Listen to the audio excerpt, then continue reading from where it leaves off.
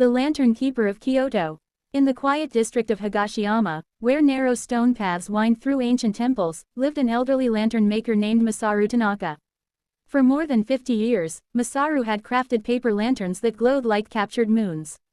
People from every corner of Japan visited his tiny shop, Hikari no Kokura, the Heart of Light, to admire his delicate art. But Masaru kept a secret. Every year, on the night of Gion Matsuri, he created a single lantern unlike any other.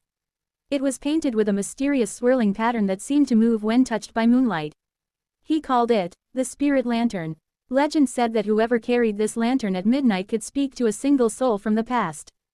Masaru had never tested it himself, afraid of what or who might appear.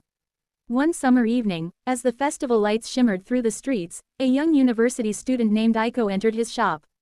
She was studying folklore and was instantly captivated by the old craftsman's work. When she noticed the spirit lantern tucked away on a wooden shelf, she asked, "Why is this one hidden?" Masaru hesitated, then smiled softly. "That lantern is not for sale. It is special." Aiko pressed gently, fascinated by the pattern that seemed to dance under her fingertips.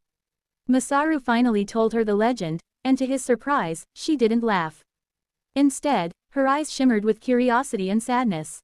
"My mother passed away last year," she whispered. "I would give anything to speak with her once more."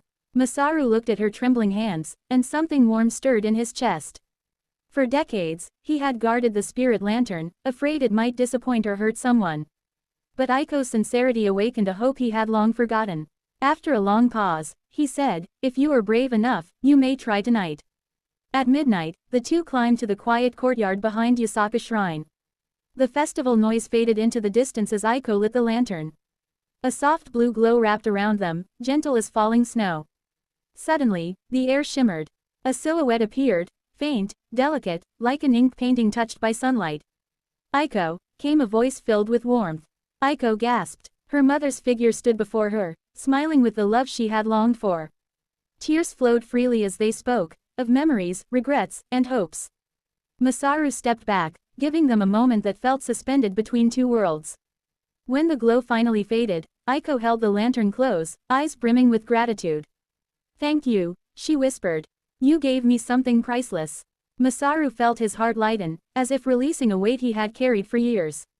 "No," he said gently, "you reminded me why I began making lanterns, to guide people through darkness." The next morning, Aiko returned to Tokyo, carrying the spirit of her mother's words. And Masaru, for the first time in many years, placed an empty space on his shelf, not for a lantern, but for the memory of a night when light bridged the distance between the living and the lost.